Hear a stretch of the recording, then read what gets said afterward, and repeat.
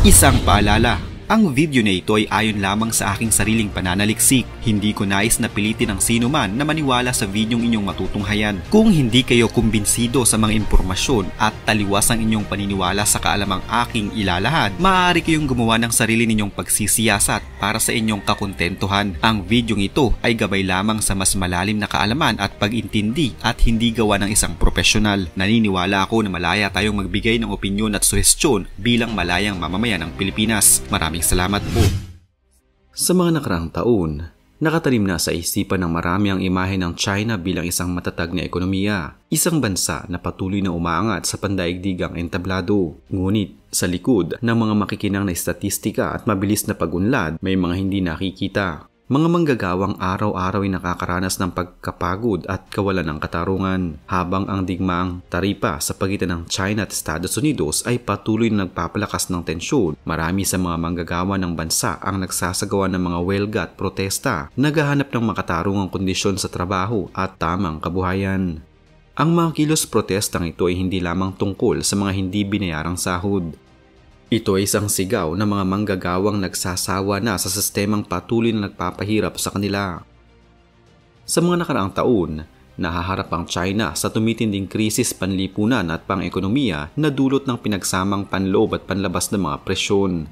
Ang lumalalang digmaang taripa sa pagitan ng China at Estados Unidos, mabagal na ekonomiya at lumalalang kondisyon sa paggawa ay nagsanhi ng malawakang kilos protesta sa buong bansa. Ang mga welga at protesta ay biglang tumaas sa antas na hindi pa nakita sa loob ng higit isang dekada. Hinahamon ng kontrol ng pamahalaang Chino sa napakalawak nitong kilos, lakas paggawa. Ang sentro ng kaguluhang ito ay ang banggaan sa kalakalan sa pagitan ng China at Estados Unidos. Sa ilalim ng Administrasyong Trump, nagpataw ang Estados Unidos ng hanggang 145% na taripa sa mga produkto mula sa China. Tumugon naman ang China ng sarili nitong mga hakbangin kabilang ang 125% na taripa sa mga produktong Amerikano. Lubos nitong naapektuhan ang base ng pagmamanapaktura ng China, ang dating pangunahang tagapagpaandar ng paglago ng ekonomiya nito. Noong nakaraang Abril lamang, bumaba sa 49.0 ang Purchasing Managers Index o PMI ng China, hudyat ng pag-urong sa aktibidad ng mga pabrika. Tinatayang nasa 16 milyong trabaho ang nanganganib dahil sa krisis na ito. Dahil sa matinding pressure sa ekonomiya, lumubo ang mga kilos protesta at welga. Ayon sa China Labor Bulletin o CLB, umabot sa 790 ang bilang ng mga naitalang insidente ng welga sa unang kalahati ng 2024, mas mataas kumpara sa 696 noong nakaraang taon. Sa Disyembre 2024 pa lamang, naitala ang 171 protesta na karamihan sa mga industrial na lalawigan tulad ng Guangdong, Fujian at Zhejiang. Nangunang sektor ng konstruksyon sa mga protesta na 48%, kasunod ang pagmamanupaktura na 32%. Ang mga migranteng manggagawa na bumubuo ng malaking bahagi ng lakas ng paggawa ang pinaka naapektuhan. Wala silang formal na kontrata at madalas makaranas ng pagkaantala ng sahod, mababang kita, mahabang oras ng trabaho at kulang na benepisyo.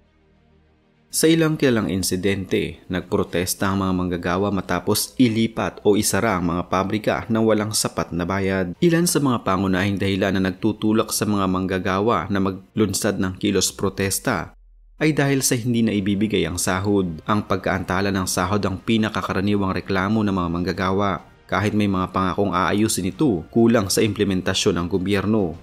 Isa pa yung paglipat at pagsasara ng mga pabrika. Sa harap ng mababang kita, maraming kumpanya ang lumilipat ng operasyon sa mas murang lugar. Kadalasang walang sapat na kompensasyon para sa mga manggagawang naiwan. At ang pagbagal ng ekonomiya, ang pagbagsak ng demand, bumababang produksyon at krisis sa real estate ay nagpapalala ng kawalang seguridad sa trabaho. Tumugon ang pamahalaang China sa dalawang paraan. Una ay ang retorika ng reforma at konkretong panunupil. Nagbabala si State Councilor Shen Yiqin na papatawan ng matinding parusa ang mga employer na hindi nagpapasahod sa tamang oras. Inutusan din ng mga lokal na pamahalaan na tiyaking makakatanggap ng sahod ang mga manggagawa. Ngunit sa kawalan ng malayang unyon at mahigpit na kontrol sa lipunan, limitado ang epekto ng mga hakbang na ito. Sinisikap din ng gobyerno na itago ang mga protesta. Madalas na pinapakalat agad ang mga pagtitipon at kinakaltas ang mga balita o post sa social media tungkol sa mga kilos protesta. Sa ilang kaso, nagbibigay ito ng pansamantalang konsesyon para wala pa ring tunay na reforma. Pero wala pa ring tunay na reforma.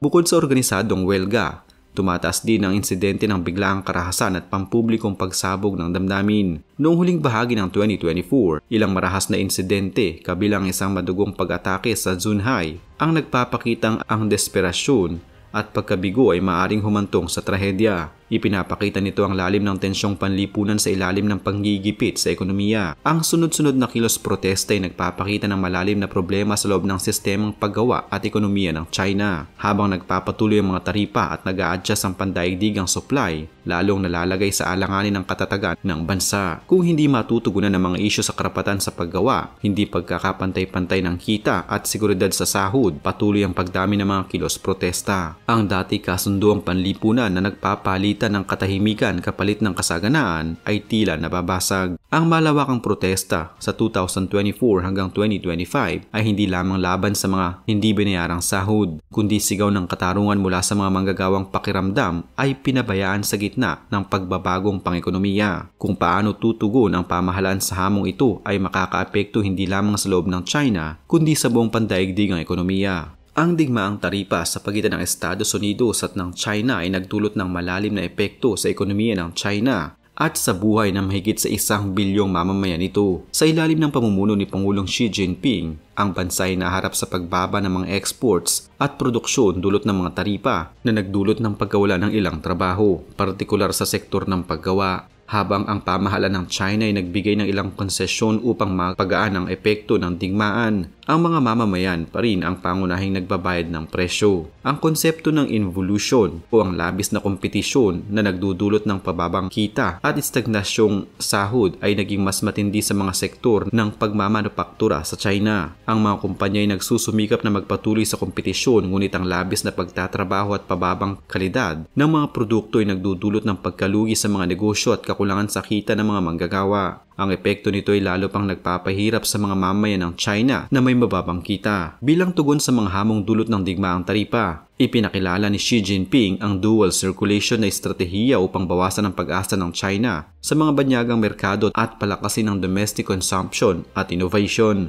Gayunpaman, nahihirapan ang China na maisakatuparan ito dahil sa patuloy na stagnasyon ng sahod at trabaho na nagpapahirap sa mga mamamayan na magsagawa ng mataas na consumption.